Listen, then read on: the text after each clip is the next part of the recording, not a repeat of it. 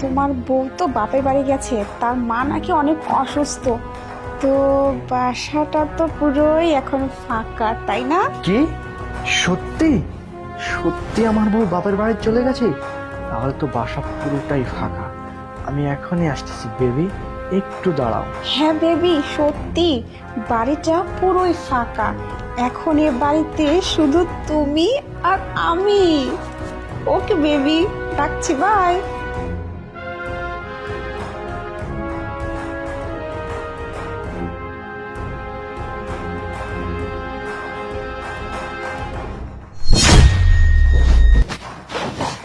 আরে ভাবি, এটা খুব খুশির খবর।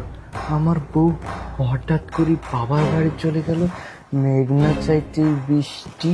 আরে বাহ, খুব কাজ হয়ে গেছে। তার মানে আমি যেটা মনে মনে চিন্তা করতেছিলাম সেটাই সত্যি। আজকে তোদেরকে আমি হাতে নাতে ধরবো। আর একটা কথা ভাবি, আমার কেমন জানি সকাল থেকে সন্দেহ হচ্ছে আমার বউ শান্তা, হ্যাঁ, আমাদেরকে সন্দেহ করতেছে। ও সকালে কিন্তু আমরা ধরা খেয়ে গেছিলাম। আরে রাখো তো দেবরজি, এত কেন ভাবতেছো? এখন তো বাসা ফাঁকা, শুধু তুমি আর আমি। এগুলো ভেবে কি হবে? কথা বলতেছে। বলো? দাঁড়া বলছি।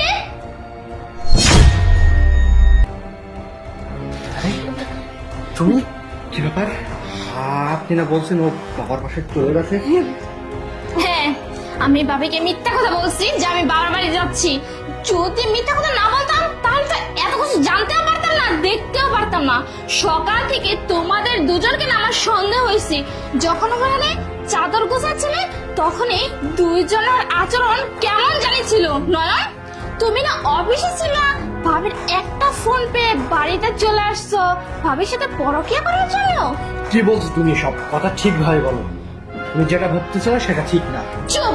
চোরের মুখে বড় গলা, তাই না? হ্যাঁ, বলছো তুমি সব। দেখো, কথা ঠিকভাবে বলো, নিচু গলায় কথা বলো। তাই অন্যায় করছো, তারপরে বড় বড় কথা কোথা থেকে আসে নয়ন? হ্যাঁ, অন্যায় করছে যেখানে সেখানে মাথা নিচু করে থাকবে, বলবে যে আমি অন্যায় করছি, তা কখনো স্বীকার করবে না, সব সময় কথা বলবে। গলা নামিয়ে কথা বলো।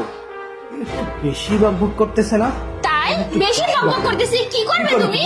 তুমি কি করবে? হ্যাঁ, তাই আমি কি করব? আমি বড় ভাইকে আর থানাতে গিয়ে তোমাদের দুজনের নামে মামলা করে দিয়ে আসবো। তুমি পারলে যেটা খুশি সেটা করো।